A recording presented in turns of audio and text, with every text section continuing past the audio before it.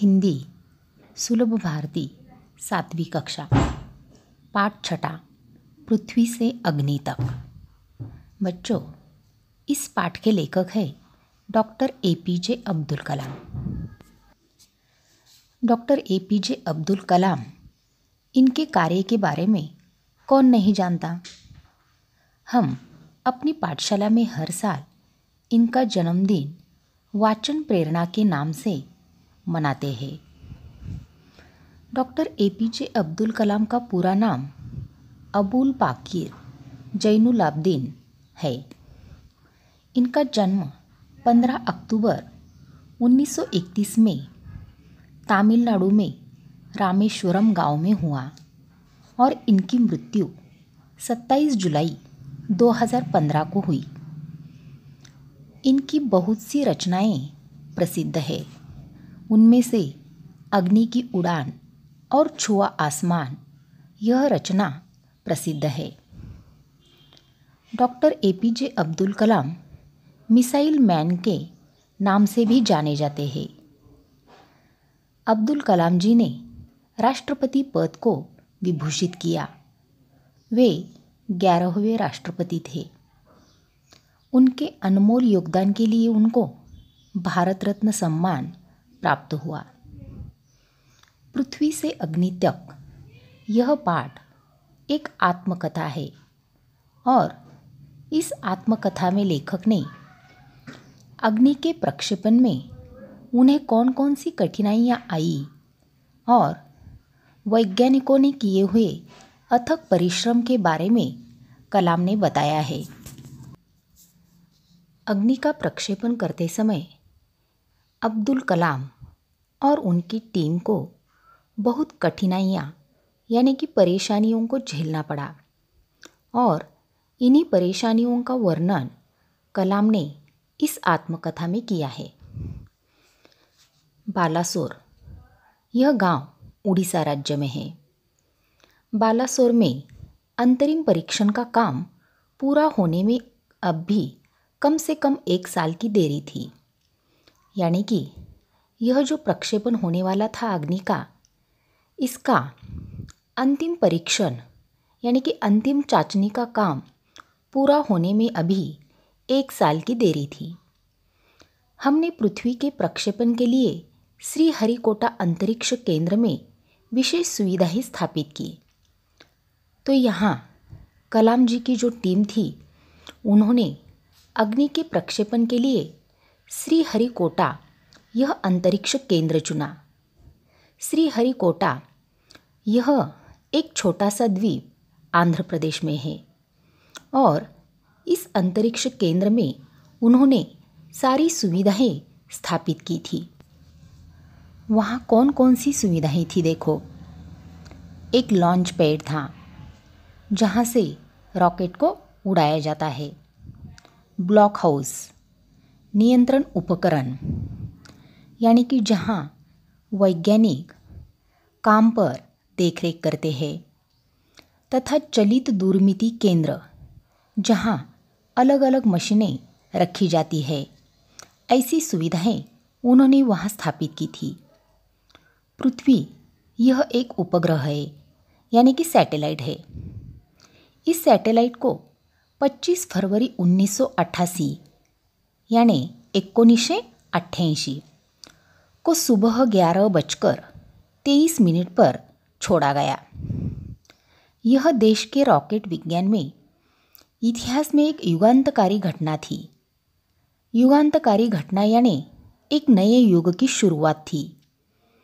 यानी कि देखो, पृथ्वी यह जो उपग्रह है, इसका प्रक्षेपण यह हमारे देश में इतिहास में एक नए युग की शुरुआत थी। निर्देशित मिसाइलों के क्षेत्र में एक आत्मनिर्भर देश के रूप में पृथ्वी के उद्भव ने संसार के सभी विकसित देशों को विचलित कर दिया। यानी कि पृथ्वी का प्रक्षेपण, इस घटना से संसार में जो भी विकसित देश थे मिसाइलों के क्षेत्र में, वे सभी विचलित हो गए। सामर्थ्यशील नागरिक अंतरिक्ष उद्योग और व्यवहार्य मिसाइल आधारित सुरक्षा प्रणालियों ने भारत को चुनिंदा राष्ट्रों के समूह में पहुंचा दिया था। यानी कि यहाँ देखो, हमारा भारत चुनिंदा राष्ट्र के समूह में पहुंच गया था और इसके पीछे मिसाइलों के क्षेत्र में जो प्रगति की थी, इसका योगदान बहुत ही ज़्यादा है।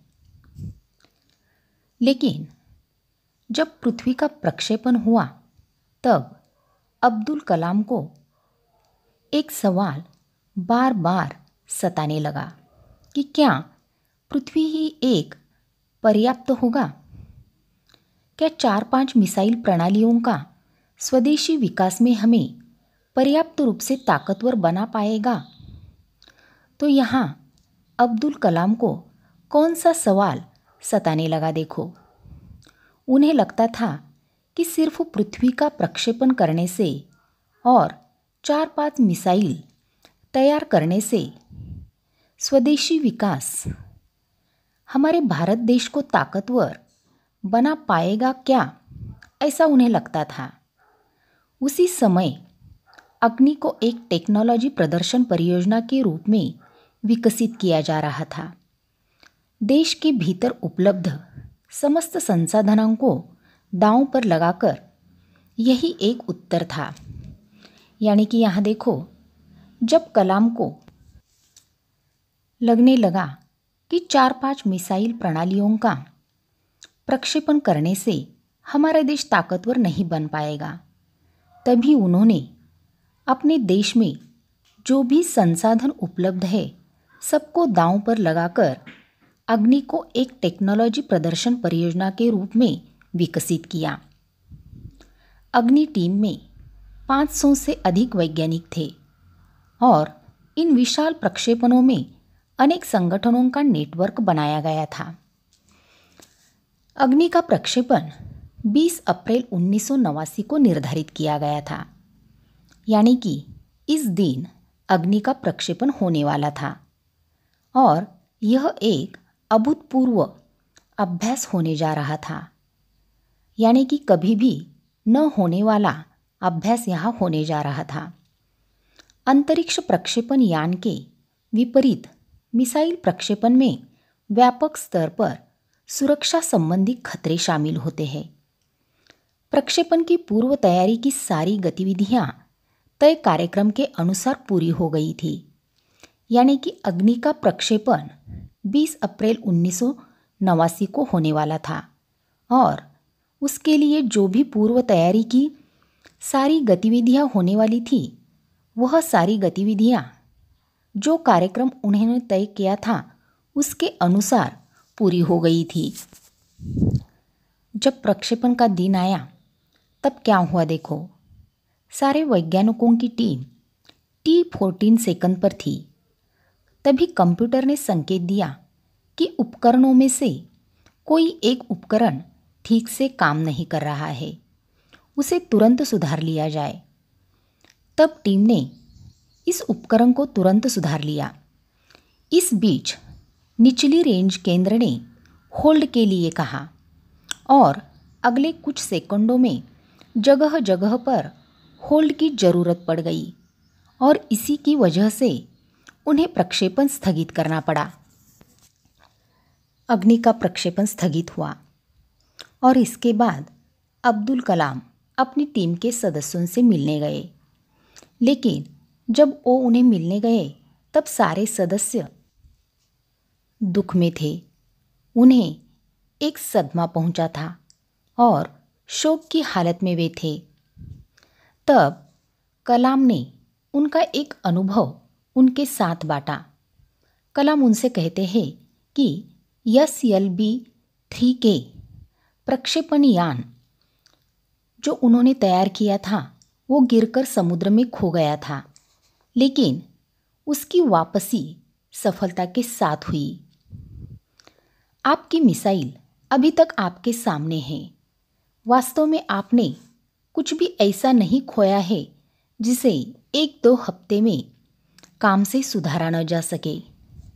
जब कलाम ऐसा सदस्यों से कहते हैं तो सारे सदस्य खुश हो जाते हैं क्योंकि कलाम से उन्हें एक प्रेरणा मिलती है। कलाम का प्रक्षेपण यान जब समुद्र में गिरा था तब उन्होंने उनका विश्वास नहीं खोया था, लेकिन यहाँ तो इन्हें सिर्फ अग्नि का प्रक्षेपण स्थगित करना पड़ा था क्योंकि इस प्रक्षेपण में कुछ उपकरण ठीक से काम नहीं कर रहे थे। कलाम की इस प्रेरणा से टीम के सारे सदस्य सदमे की हालत से बाहर आ गए और सारी की सारी टीम उपप्रणालियों की जांच और उन्हें ठीक करने के काम में फिर से जुट गई। अगले 10 दिन तक दिन रात उन्होंने एक किया और विस्तृत विश्लेषण के बाद वैज्ञानिकों ने मिसाइल को 1 मई 1989 को प्रक्षेपण के लिए तैयार कर लिया। तो यहाँ वैज्ञानिकों की टीम ने अथक परिश्रम किया और जो उपकरण ठीक से काम नहीं कर रहे थे उन्हें तुरंत ठीक कर दिया। लेकिन स्वचालित कंप्यूटर जांच अवधि के दौरान T10 सेकंड पर एक होल्ड का संकेत दिखाई पड़ा। प्रक्षेपण फिर एक बार स्थगित करना पड़ा। रॉकेट विज्ञान के क्षेत्र में इस तरह की चीज़ें बहुत आम है और अक्सर अन्य देशों में भी होती रहती है। मिसाइल का प्रक्षेपण करने में ऐसी चीज़ें यानी कि ऐसी घटना बार बार होती रहती है और यह बात बहुत ही आम है। अन्य देशों में भी ऐसी घटनाएं होती रहती है। अग्नि का प्रक्षेपण फिर एक बार स्थगित करना पड़ा और इस बार कलाम DRDL RCI परिवार के 2000 से भी अधिक सदस्यों के सामने कुछ कहने लगे। वे कहते हैं कि बहुत मुश्किल से ही कभी किसी प्रयोगशाला या R&D संस्थान को देश में पहली बार अग्नि जैसी प्रणाली विकसित करने का अवसर मिलता है और यह महान अवसर हमें दिया गया है। स्वाभाविक रूप से बड़े अवसर अपने साथ बराबर की चुनौतियां लेकर आती है। हमें हिम्मत नहीं हारनी चाहिए। समस्याओं को हमें हराने का मौका नहीं देना चाहिए। देश को हमसे सफलता से कम कुछ भी पाने का अधिकार नहीं है। आइए सफलता को लक्ष्य बनाएं। यानी कि यहाँ फिर एक बार कलाम सारी टीम को एक प्रेरणा देते हैं। वे कहते हैं कि जब भी हम कोई बड़ा काम करते हैं तो उस बड़े काम के साथ हमें कुछ बड़ी चुनौतियाँ भी सहनी पड़ती है और उस वक्त हमें अपनी हिम्मत नहीं हारनी चाहिए। समस्या तो हमें परेशान करती है, लेकिन हमें हराने का मौका उन्हें नहीं देना चाहिए और देश को हमसे सफलता से कम कुछ भी पाने का अधिकार नहीं है। जब कलाम ने उनका यह संबोधन खत्म किया तब सारी टीम एक साथ कहने लगी कि मैं आपसे वादा करता हूँ, महीने के खत्म होने के पहले ही अग्नि का कामयाबी से प्रक्षेपण करने के बाद हम यहाँ वापस मिलेंगे। यानी कि कलाम के संबोधन से फिर एक बार टीम को प्रेरणा मिली और वह फिर से काम में जुट गए। यह किसी आश्चर्य से कम नहीं था कि कैसे सैकड़ों कर्मचारियों ने लगातार काम करके प्रणाली की तैयारी का काम स्वीकार्यता परीक्षणों सहित केवल 10 दिन में पूरा कर डाला। लेकिन इस बार बाधाएं पैदा करने की बारी विपरीत मौसम की थी। यानी कि प्रक्षेपण में अब की बार बाधा मौसम ने डाली। एक चक्रवात का खतरा मंडरा रहा था। सभी कार्य केंद्र उपग्रह संचार के जरिए आपस में जुड़े हुए थे।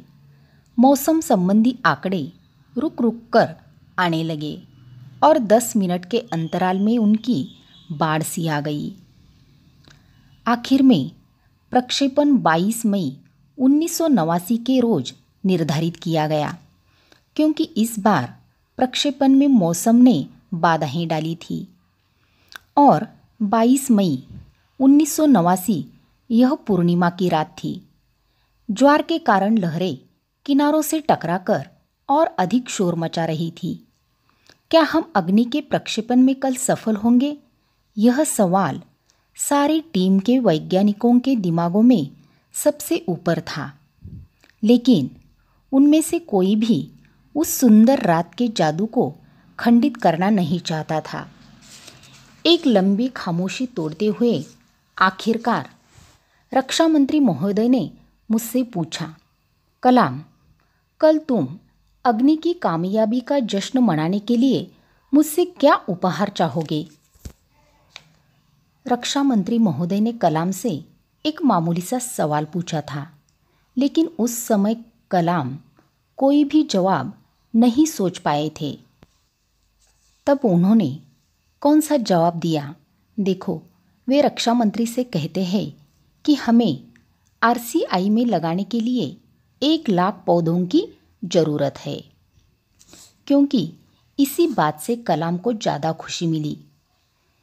कलाम ने कहा, अगले दिन सुबह 7:10 पर अग्नि मिसाइल प्रज्वलित होने वाली है। और ठीक उसी समय अग्नि प्रज्वलित हो उठी और यह एक परिपूर्ण प्रक्षेपण था। सभी उड़ान मानक पूरे हुए। कलाम का जो सपना था अग्नि का प्रक्षेपण, यह पूरा हो गया। एक दुस्वप्न भरी नींद के बाद एक खूबसूरत सुबह में जागने जैसा था। हम अनेक कार्य केंद्रों पर 5 साल की कड़ी मेहनत के बाद लॉन्च पैड पर आए थे। पिछले 5 हफ्तों में गड़बड़ियों की एक श्रृंखला की अग्नि परीक्षा से गुजर रहे थे, लेकिन अंततः हमने यह करके दिखा दिया। अग्नि का प्रक्षेपण करने के लिए वैज्ञानिकों की टीम को 5 साल तक कड़ी मेहनत करना पड़ा और कुछ हफ्तों में तो उन्हें बार बार यह प्रक्षेपण स्थगित करना पड़ा था। लेकिन इस अग्नि परीक्षा के बाद उन सब का प्रक्षेपण का सपना पूरा हो गया था और यह कलाम के जीवन के महानतम क्षणों में से एक था। सिर्फ 600 सेकंड्स की भव्य उड़ान ने हमारी सारी थकान को एक पल में धो डाला। सालों की मेहनत का क्या शानदार नतीजा मिला। तो यहाँ देखो उन्होंने क्या कहा है। अग्नि का जो प्रक्षेपण था वह सिर्फ 600 सेकंड में पूरा हो गया, लेकिन यह जो भव्य उड़ान है, इस उड़ान ने अब्दुल कलाम और उनकी सारी टीम की थकान को एक पल में कम कर दिया और सालों की उनकी मेहनत का उन्हें फल मिला। तो बच्चों, इस पाठ में कलाम ने अग्नि का प्रक्षेपण कैसा हुआ और इस प्रक्षेपण में वैज्ञानिकों की टीम को कौन कौन सी कठिनाइयों का सामना करना पड़ा, इसका वर्णन किया है। कलाम की प्रेरणा से वैज्ञानिकों की टीम ने अथक परिश्रम करके अग्नि का प्रक्षेपण सफल किया।